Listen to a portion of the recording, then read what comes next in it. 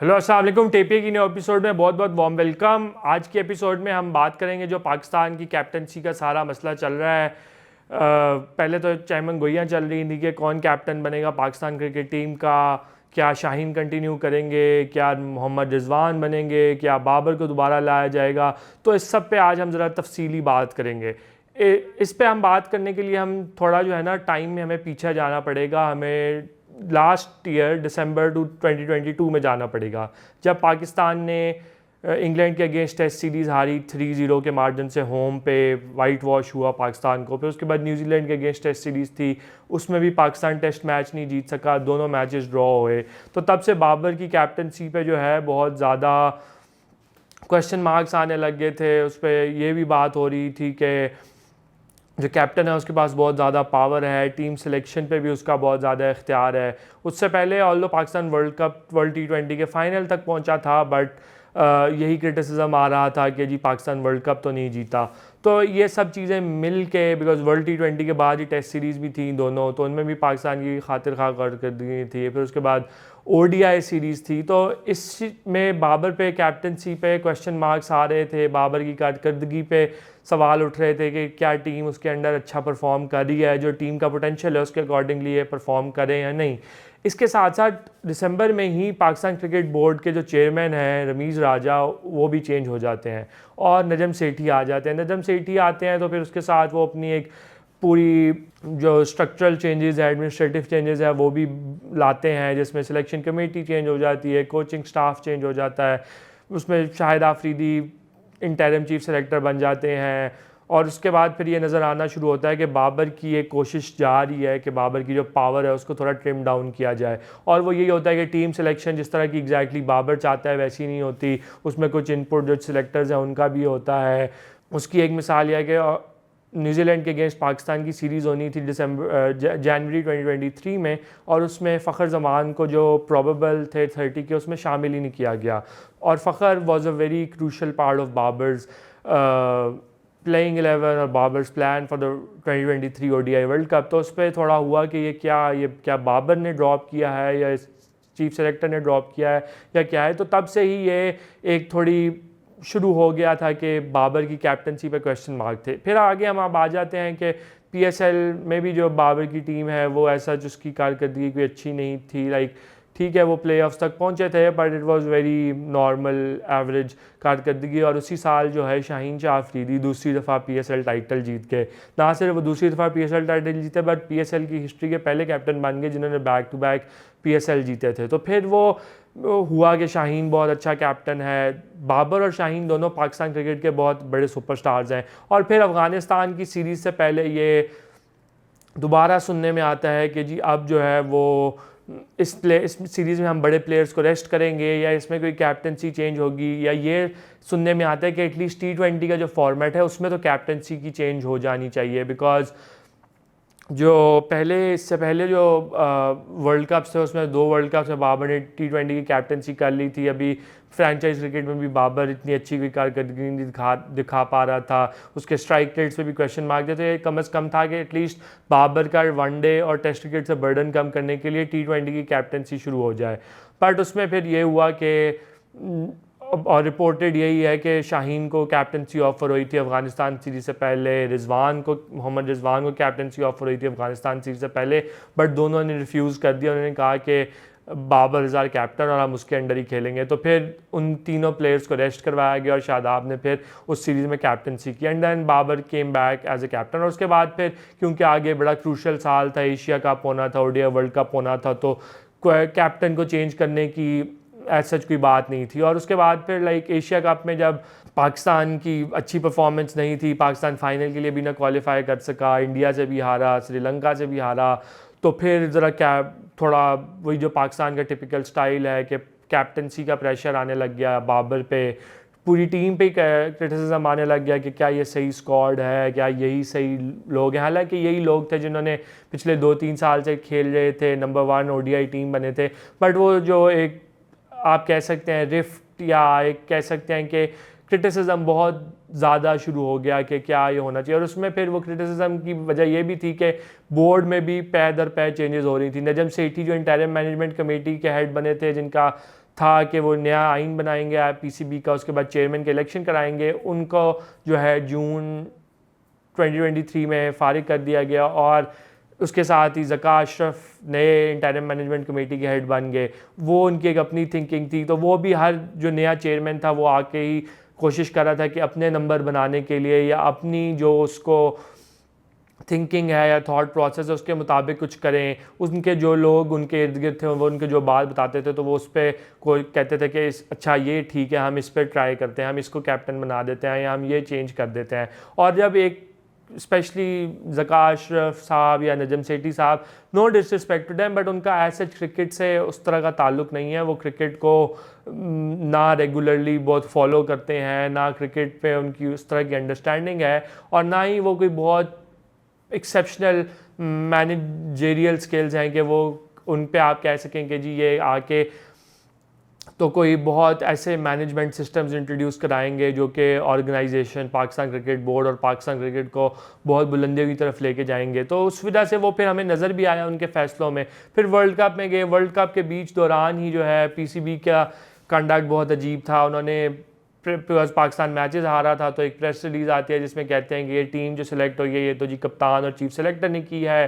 फिर वो ये भी आ गया बीच में कि जी इनका कॉन्फ्लिक्ट ऑफ इंटरेस्ट है कि चीफ सेलेक्टर के जो एजेंट हैं साया कॉर्प्स वाले और बाबर के एजेंट हैं वो एक ही हैं, तो उनका बीच में कॉन्फ्लिक्ट ऑफ इंटरेस्ट है कि वो ज़्यादा खिलाड़ी जो उस एजेंट के साथ साइंड है उनको टीम में शामिल करते हैं। और ये सब बीच वर्ल्ड कप के हो रहा था। पाकिस्तान ने साउथ अफ्रीका के ख़िलाफ़ बहुत क्रूशल मैच खेलना था और उससे पहले जो है पीसीबी ने कम्प्लीटली अपने कैप्टन से लाताल्लुकी का इज़हार कर दिया था।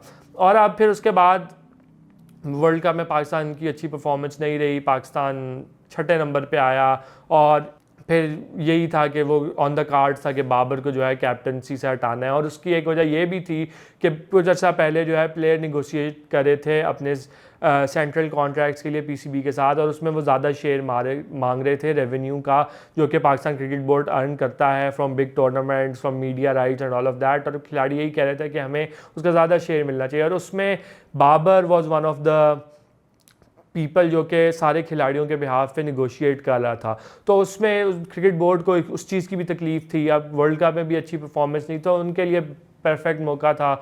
उन्होंने ऑल्दो जो ज़का अशरफ की इंटरिम मैनेजमेंट कमेटी थी उसके पास ये इख्तियार नहीं था कि वो कैप्टन चेंज कर सकें, बट उन्होंने जिस तरह होता है कि फ़ोर्स किया तो बाबर ने फिर तीनों फॉर्मेट से कैप्टनसी डिज़ाइन कर दी। ऑल्दो बाबर को ऑफ़र की गई थी कि जी वो एक फॉर्मेट के लिए टेस्ट क्रिकेट के लिए कैप्टन रहें और ओडीआई और टी20 के हमने कैप्टन बना देंगे। तो फिर जो बाबर ने रिज़ाइन कर दिया तो शाहीन शाह अफरीदी बिकेम द टी20 captain, Shan Masood became the test match captain. ODI क्योंकि पाकिस्तान ने खेलना नहीं था कुछ अरसे के लिए तो उसका कैप्टन अनाउंस नहीं हुआ। और इसमें फिर वो यही था कि जो उस वक्त बाबर को निकालने का तरीका था या जो बाबर के साथ जिस अनसरमोनियस तरीके के साथ बाबर को हटाया गया था वो बिल्कुल ठीक नहीं था, क्योंकि Babar is one of Pakistan greatest ever batters और he will be Pakistan greatest ever batter in the times to come. तो because when he finishes career he will be Pakistan greatest ever batter. और उसके साथ आप इस तरह का ट्रीटमेंट कर रहे हैं, जो आपका इतना बड़ा सुपरस्टार है, इतना बड़ा खिलाड़ी है, उनको आप रिस्पेक्ट देते हैं, उनकी बात सुनते हैं, उनके साथ आप डायलॉग करते हैं, उनके साथ आप फिगर आउट करने की कोशिश करते हैं और एक अच्छे तरीके से जिस पे दोनों साइड्स जो हैं वो हर्ट ना हो, दोनों साइड्स आपस में एक अच्छे पहराए में, अगर कैप्टनसी उनसे ले भी नहीं है तो एक अच्छे पैराए में वो ली जाए, बट ऐसा बिल्कुल नज़र नहीं आया। और उसकी बुनियाद पे फिर जो है वो शाहीन आफरीदी को जब कैप्टन बनाया गया तो उन पे भी वो एक प्रेशर था, बर्डन था, बिकॉज कैप्टन बन रहे थे, ऑल वो 2 PSL जीत चुके थे। और इस पर एक और चीज़ जो कहना चाहूँगा कि क्रिकेट बोर्ड को भी ख्याल रखना चाहिए था कि टी20 वर्ल्ड कप जो है वो इस साल जून में होना था और नवंबर में आप कैप्टन हटा रहे हैं, तो बेसिकली 8 महीने पहले एक वर्ल्ड इवेंट से आप कैप्टन चेंज कर रहे हैं, जो कि और आपने जब आपको ये भी पता है कि आपने नवंबर और दिसंबर में तो कोई टी20 खेलना ही नहीं, आपने अगले जो टी20 है वो जनवरी में खेलने हैं और उसके बाद सिर्फ 6 महीने रह जाएंगे हार्डली वर्ल्ड कप होने में। तो उससे 6 महीने पहले अगर आप नया कैप्टन लाएंगे तो वो कितनी चेंजेस कर लेगा, क्या वो अपनी फ़िलॉसफी जो करना चाहता है, क्या प्रोसेस है, जो उसका माइंडसेट है, वो क्या इंप्लीमेंट कर लेगा। तो it would have been more prudent कि अगर ज़्यादा बेहतर होता कि बाबर जो हैं उनको कैप्टन जो है वो रखा जाता है T20 वर्ल्ड कप के लिए, और कहा जाता है कि हाँ जी हम आपसे ओडीआई की कैप्टनसी, बिकॉज ओडीआई नहीं खेलना तो हम ओडीआई के लिए फिर नया कैप्टन बनाएंगे, और टेस्ट क्रिकेट में भी दे शुड हैव कि हाँ टेस्ट क्रिकेट में भी आप कैप्टनसी कंटिन्यू करें, बिकॉज तब बाबर को कैप्टन चेंज करना डिड नॉट मेक सेंस। और फिर आपने कैप्टन चेंज कर दिया, शाहीन को कैप्टन बना दिया, शाहीन ने सिर्फ एक सीरीज़ में कैप्टनसी की, वो ऑल दो पाकिस्तान हार गया, बट एक सीरीज़ कोई भी म्यार नहीं होता एक कैप्टन को जज करने का कि वो कितना अच्छा कैप्टन है। एक सीरीज़ में तो आपको सिर्फ पता चलता है कि जी आप किस तरह की क्रिकेट खेलना चाहते हैं, किस तरह के प्लेयर्स आपको टीम में चाहिए, क्या आपकी स्ट्रैटेजीज़ होनी चाहिए। तो उसमें और उसके बाद अब आपने पीएसएल, क्योंकि शायद लाहौर कलंदर्स का बुरा सीज़न गया, ऑल दो लाइक जो क्रिकेट प्लेयर्स थे, लाइक अगर आप सिकंदर रज़ा को सुने, आप डेविड वीजे को सुने, तो उन सब की यही कहना था कि जी this was the one season जिसमें शाहीन ने सबसे अच्छी कैप्टनसी की है, बिकॉज उसमें टीम कंटिन्यूसली मैचेस हार रही थी, but despite that to keep your team, उनको कहते रहना कि वो फाइट करते रहें डेड रबर्स में भी, जो मैचेस जिनसे वो प्लेऑफ के लिए भी ना क्वालिफाई कर सकें, तो उसमें कैप्टन का ऑफ कोर्स रोल होता है कि वो अपनी टीम को किस तरह बेहतर तरीके से लड़ाता है। बट आपने बिकॉज उसका एक बुरी सीरीज़ गई और एक पीएसएल का सीज़न बुरा किया, तो आपने डिसाइड कर लिया कि हम जो है वो शाहीन को कैप्टनसी से हटाएंगे। और उसमें भी जो आपने तरीकाकार अपनाया कि आपने शाहीन को कॉन्फिडेंस में नहीं लिया, आपने एक प्रेस रिलीज़ जारी कर दी जिसमें आपने शाहीन के साथ मंसूब एक बयान जारी कर दिया, जो कि शाहीन कह रहे हैं कि मैंने तो दिया ही नहीं, मैं तो सो रहा था जिस वक्त ये प्रेस रिलीज़ जारी हुई है। तो आप बेसिकली अपने जो दो सुपरस्टार्स हैं उनको एक दूसरे के अगेंस्ट खड़ा कर रहे हैं। और इसमें तो अगर हम थोड़ा पीछे चले जाएँ तो शाहीन की जो इंजरी से लेके, लाइक जब शाहीन इंजर्ड हुए थे 2022 में, तो वहाँ से लेके उनकी रिहैब तक, उसमें भी पीसीबी ने बहुत उनके साथ बुरा ट्रीटमेंट किया था, उनका ख्याल नहीं रखा था, उनको फैसिलिटीज़ नहीं प्रोवाइड की थी। शाहीन अपने ओन पे जो है वो इंग्लैंड चले गए, ख़ुद से उन्होंने डॉक्टर अपॉइंटमेंट ली, ख़ुद से उन्होंने अपना सारा जो रिहैब है वो स्टार्ट किया, और उसके बाद फिर पीसीबी जो है वो उसने कहा कि जी हाँ जी हम टेक केयर करेंगे और हम रीइंबर्स कर देंगे। This is not how you treat your best players. Like Shaheen और Babar are your best two players. अभी आप हाँ कह सकते हैं जी कि शाहीन की फॉर्म अभी अच्छी नहीं है, शाहीन को डेथ ओवर्स में ज़्यादा इकॉनमी से रन पड़ जाते हैं, बट अगर हम रिसेंट पास में देखें तो Shaheen is been your main bowler. उसने आपको इंडिया के अगेंस्ट मैचेस जिताए हैं और भी बहुत सारे मैचेस जिताए हैं, तो he is your main bowler and Babar is your best batter. और इस तरह अब आपने उन दोनों के खिलाफ भी ना चाहते हुए भी रिफ्ट क्रिएट करने की कोशिश की है। ऑल्दो इसमें शाहीन को क्रेडिट देना चाहिए कि उन्होंने जो है वो डिस्पाइट अपनी रिजर्वेशंस के कि उसको कोई क्लियर रीजनिंग नहीं दी गई कि उसको कैप्टनसी से क्यों हटाया गया है, और जो अनसरमोनियस तरीके से उसके नाम पे प्रेस रिलीज़ की गई है, इन सब चीज़ों के बावजूद उसने कहा है कि yes I am ready to move on, और मुझे कोई मसला नहीं है बाबर के साथ, और जिस तरह बाबर के साथ पहले रिलेशन है वैसे ही रहेगा। तो ये बहुत इस पर क्रेडिट देना चाहिए कि शाहीन ने अपना बड़ा दिल दिखाया है। बट इसमें जो क्रिटिसिज्म है वो पाकिस्तान क्रिकेट बोर्ड पे होना चाहिए कि पहले नजम सेठी साहब, फिर ज़का अशरफ साहब, अब मोहसिन नकवी साहब, इन तीनों ने जो है वो क्रिकेट को बिल्कुल ही वो मजाक बना दिया है। जिसका दिल चाहता है वो कैप्टन चेंज कर देता है, फिर कहता है दूसरा चेयरमैन आता है वो कहता है जी इसको कैप्टन बना दो बिकॉज ये मुझे पसंद है। और इस तरह आपकी जो थिंकिंग है उसमें कोई सेंस नहीं है, उसमें कोई वो रीजनिंग नहीं है कि जी हम क्यों ये डिसीजन ले रहे हैं, इसके पीछे क्या स्ट्रेटजी है, क्या लॉन्ग टर्म थिंकिंग है। और इसमें अब वही है कि बाबर, जब जिस तरह सुनने में आ रहा है कि बाबर ने कहा है कि जी मुझे अपनी टीम चाहिए, मुझे अपने प्लेयर्स चाहिए जो कि मेरी सिलेक्शन में से हो, तो वो है कि बस बाबर को अंदाज़ा हो गया है कि पीसीबी यही करता है कि अगर आप एक बुरी परफॉर्मेंस हो वर्ल्ड कप में या किसी टूर्नामेंट में तो उसके बाद कहता है कि जी अच्छा जी अल्लाह हाफिज़, आपको हम कैप्टनसी हटा रहे हैं, अब हमें दूसरा बंदा पसंद आ गया तो हम उसको कैप्टन बना रहे हैं। तो इस तरह तो कैप्टनसी नहीं होती।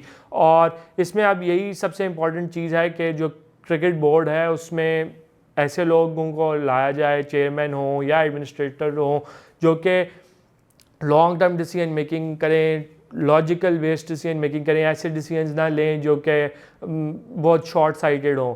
बिकॉज अभी जो देखने में आ रहा है कि अब वर्ल्ड T20 है, वर्ल्ड T20 में अगर फॉर इंस्टेंस पाकिस्तान खुदा ना खास्ता अच्छा परफॉर्म नहीं कर पाता तो फिर आप क्या दोबारा बाबर को चेंज करेंगे और कहेंगे जी अब हम शाहीन को कैप्टन बना रहे हैं, तो it does not make sense. तो इसलिए जब बाबर को कैप्टनसी से हटाना था वो भी गलत था, अब जो शाहीन को कैप्टनसी से हटाया गया है वो भी गलत है। और मेरे ख्याल में तो बाबर को बड़ा दिल शो करना चाहिए था और कैप्टनसी एक्सेप्ट ही नहीं करनी चाहिए थी, बट खैर अब उन्होंने एक्सेप्ट कर ली है तो best of luck to him कि वो आगे अच्छी कैप्टनसी कर सकें, जो वर्ल्ड T20 आ रहा है उसमें अच्छी परफॉर्मेंस हो। और इसमें जो मसला है कि कई लोग क्रिटिसिज्म बाबर पे ये करते हैं कि जी 4 साल से कैप्टन था, उसके अंडर बहुत सारे टूर्नामेंट्स हुए जिनमें पाकिस्तान उस तरह से परफॉर्म नहीं कर पाया या बहुत अच्छी कारकर्दगी नहीं दिखा सका। तो उसमें एक जो पॉइंट मैं बताना चाहता हूँ कि अगर आप देखें तो ज़रूरी नहीं होता कि कैप्टनसी जो है उसके आप अगर आप 4 साल कैप्टन हैं तो उसके स्टार्ट में ही आप जो है वो टूर्नामेंट जीतने लग जाए। हाँ, they are very good captain जो कि उस अरसे में जीत जाते हैं, but if you look at like Pakistan की हिस्ट्री देख लें तो इमरान खान पाकिस्तान के सबसे सक्सेसफुल कैप्टन है, वर्ल्ड कप जीता है और सब कुछ किया है। तो अगर उनका देखें तो वो 1982 में कैप्टन बने हैं और 1982 के बाद वो कोई बड़ी एज सच ट्रॉफ़ी जो है उन्होंने नहीं जीती। लाइक 1985 की वर्ल्ड चैम्पियनशिप क्रिकेट थी ऑस्ट्रेलिया में, उस पर फाइनल तक पहुंचे थे, उसमें हार गए थे। उसके बाद लाइक 86 में उन्होंने ऑस्ट्रेलेशिया कप जीता, फिर उसके बाद वो इंडिया में जीते, इंग्लैंड में जीते, फिर 89 में नेहरू कप जीता और बिल्कुल अपने कैरियर के एंड पे वो वर्ल्ड कप जीते। तो जस्ट टू से कि जो वर्ल्ड टूर्नामेंट्स होते हैं उसमें लक की भी बहुत फैक्टर होता है। बाबर की टीम ने एक सेमीफाइनल खेला है, एक फ़ाइनल खेला है, एशिया कप का भी फाइनल खेला है और वो जीतने चाहिए थे। उसमें कैप्टनसी टैक्टिक्स बेहतर हो सकते थे, बट आप सिर्फ ये नहीं कह सकते कि जी अगर बिकॉज जीता नहीं तो अच्छी कारकर्दगी नहीं थी। लाइक फाइनल तक पहुंचे हैं, आई नो कि आपको बार टूर्नामेंट जीतने पे ही सेट करना चाहिए, बट आपको अपना जो ग्राउंड रियलिटीज़ है उनसे भी थोड़ा वाकिफ़ रहना चाहिए कि इतना भी हम हार्श ना हो जाएं कई दफ़ा कि जी उसके हम बिल्कुल वापस आ ना सकें। हाँ, ऑफ कोर्स लाइक बाबर को अपनी टैक्टिक्स जो है वो इम्प्रूव करने की बहुत ज़रूरत है, जो ऑन फील्ड डिसीजन मेकिंग है वो इम्प्रूव करने की ज़रूरत है। बिकॉज हमने देखा है कि बाबर अक्सर जो है अपने टैक्टिक्स उनका सही इस्तेमाल नहीं कर पाता, जो ओवर्स की डिवीजन है वो सही कर नहीं पाता, जहाँ पे बैटिंग ऑर्डर शफल करने की ज़रूरत है वो सही नहीं कर पाते। तो ऑफ कोर्स वो ये चीज़ें हैं जिन पे बाबर को काम करने की ज़रूरत है और जब वो कैप्टन बने तो उनको ये प्रूव सब चीज़ें करनी पड़ेंगी कि जो उनके क्रिटिक्स हैं ताकि वो खामोश हो सकें। तो best of luck to Babar Azam for his new captaincy strength और कूडर्स टू शाहिन अफरीदी के डिस्पाइट उन्होंने बोर्ड की पूरी कोशिश की कि लड़ाई हो जाए, उन्होंने उसको बड़े अच्छे एमिकेबली तरीके से बड़ा पंच शो किया है और जो एक ख़तरा था कि शायद टीम फाइटिंग हो जाए या इस तरह का हो जाए उससे प्रिवेंट किया है पाकिस्तान टीम को। तो कूडोस टू हिम और हम होप करते हैं कि जो पीसीबी की मैनेजमेंट है, मोहसिन नकवी हैं और जो बाकी भी सिलेक्शन कमेटी है वो कोई ऐसे डिसीजंस ले जो कि सेंसिबल हों, जिनका लॉन्ग टर्म में पाकिस्तान क्रिकेट को फ़ायदा हो। ऐसे डिसीजंस ना लें जो कि बहुत शॉर्ट टर्म हो और उनसे पाकिस्तान क्रिकेट को अल्टीमेटली नुकसान हो। तो ये थी आज की हमारी एपिसोड। अगली एपिसोड तक के लिए इजाज़त। लाइक करें, शेयर करें, कमेंट करें, सब्सक्राइब करें और हमारा शो देखते रहें। तब तक के लिए इजाज़त। अल्लाह हाफ़िज़।